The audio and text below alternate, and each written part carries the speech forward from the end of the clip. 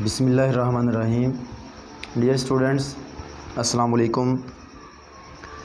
आज की इस वीडियो में हम देखेंगे कि an empty set is the subset of every set, कि एक जो खाली सेट है वो हर सेट का सबसेट होता है। कैसे, वाई, क्यों होता है एक खाली सेट हर सेट का सबसेट क्यों होता है? ये तो हम जानते हैं, हमने पढ़ा है कि सबसेट जब हम किसी सेट के लिखते हैं तो उसका एक रूल है कि सबसे पहले खाली सेट हर सेट का सबसेट होता है। इसके अलावा वो सेट खुद बज़ाते खुद अपने आप का भी सबसेट होता है। ये हम जानते हैं, ये रूल है।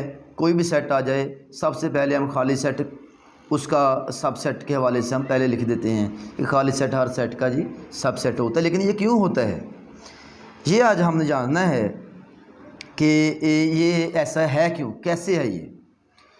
तो इस चीज़ को समझने के लिए, इस कॉन्सेप्ट को समझने के लिए आप प्लीज़ वीडियो को कंप्लीट एंड तक ज़रूर देखें।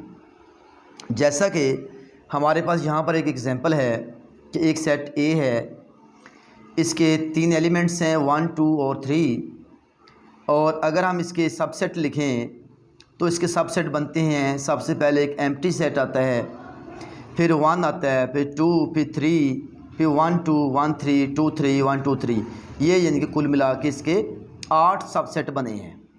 ये आठों के आठों ही ए जो सेट है ये वाला इसके सबसेट हैं। ऐसे ही एक और एग्जांपल में एक सेट बी है, इसके एलिमेंट्स हैं 1 और 5। अगर हम इसके सबसेट लिखते हैं तो इसमें पहले खाली सेट आता है। खाली सेट आप जानते हैं कि खाली सेट को हम 2 तरीक़ों से लिख सकते हैं। एक तो ऐसे भी लिख सकते हैं और दूसरा हम इसे ऐसे 5 से लिखते हैं, डिनोट करते हैं। ऐसे कभी भी नहीं लिखना, ये गलती कभी भी नहीं करनी कि ऐसे आप लिख दें, ये गलत हो जाएगा। ठीक है, खाली सेट को या तो ऐसे डिनोट करते हैं या ऐसे डिनोट करते हैं, ये रॉन्ग वे है। तो यहाँ पर भी हमने एक पहला जो इसका है वो एम्प्टी सेट आ गया, दूसरा वो 1 आ गया, 5 आ गया, फिर बजाते खुद वो सेट खुद 1 और 5 ये इसके सबसेट थे। यानी कि हम इसे ऐसे लिख सकते हैं कि 5 जो है ये सबसेट है बी का, यानी कि ये जो खाली सेट है ये बी का सबसेट है। और यहाँ पर जो है, जो ये वाला जो खाली सेट है, अगर हम इसको लिखना चाहें तो ये खाली सेट भी सबसेट है ए का। अब पॉइंट यही है कि हम ये समझने की कोशिश करें कि ये ऐसा है क्यों। अच्छा जी, इसको समझने के लिए हम एक सपोजिशन लेते हैं, सपोज़ कर लेते हैं कि एक सेट है ए,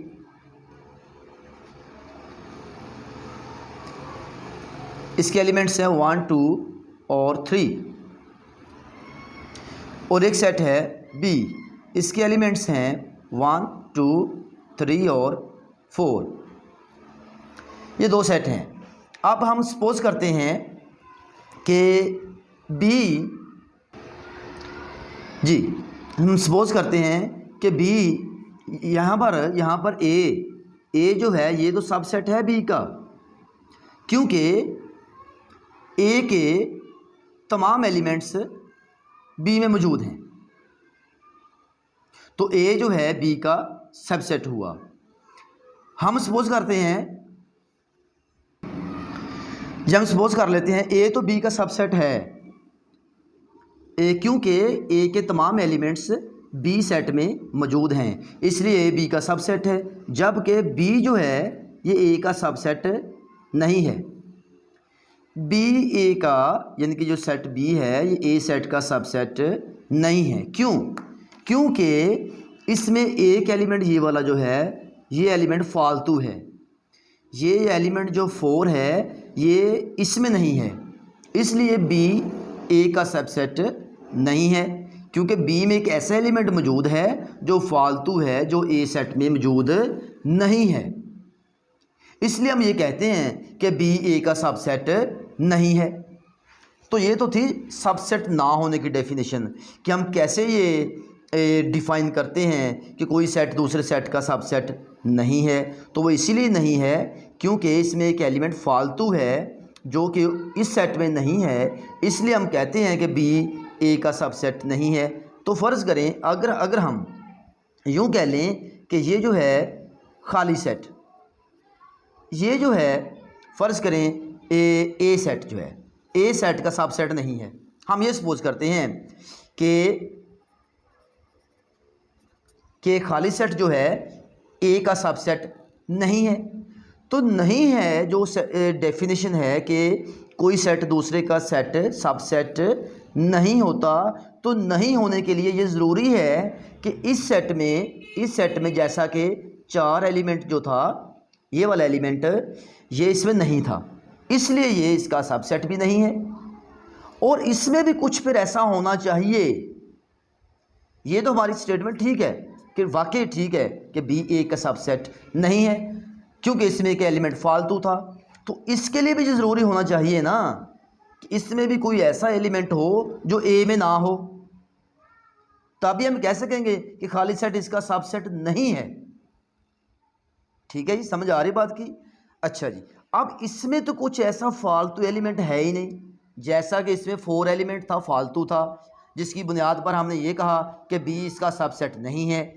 अब चूंकि इसमें तो कोई एलिमेंट है ही नहीं, ये तो खाली है, तो फिर हम कैसे कह सकते हैं कि ये वाला जो खाली सेट है, ये वाला खाली सेट जो है इसका सबसेट नहीं है?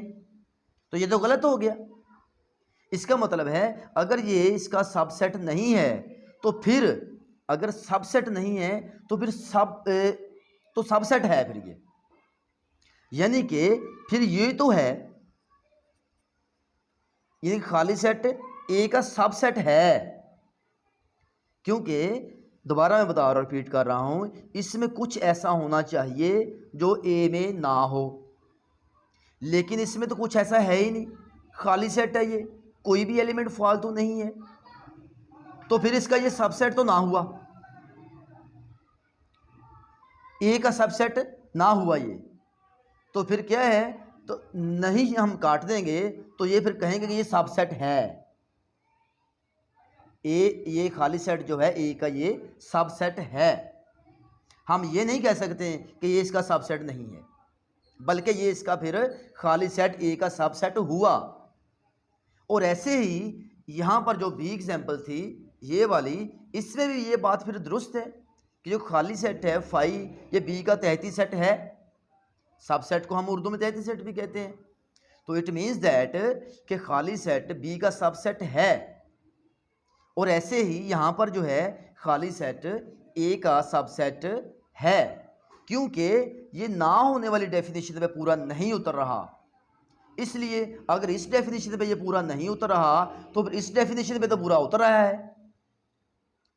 अगर ये बात गलत है तो फिर एक दूसरी बात तो दुरुस्त होनी चाहिए कि हाँ, अगर ये गलत है तो फिर ये सबसेट तो फिर है ना ये का। ये आज की वीडियो में यही आपको समझानी थी बात कि एक खाली सेट जो है वो हर सेट का तहती सेट या सबसेट कैसे होता है। तो यही इसकी एक रीज़न थी जिसकी वजह से ये खाली सेट हर सेट का तहती सेट होता है। उम्मीद करता हूँ कि आज की इस वीडियो में आपको खाली सेट के बारे में कंसेप्ट आपका क्लियर हो गया होगा। फिर भी आपको कहीं से किसी चीज़ की नहीं समझ आई तो आप कमेंट सेक्शन में कमेंट करके पूछ सकते हैं। मैं कोशिश करूँगा दोबारा इसे अच्छे तरीके से दोबारा एक्सप्लेन कर दूँ। बहुत शुक्रिया, अल्लाह हाफिज़।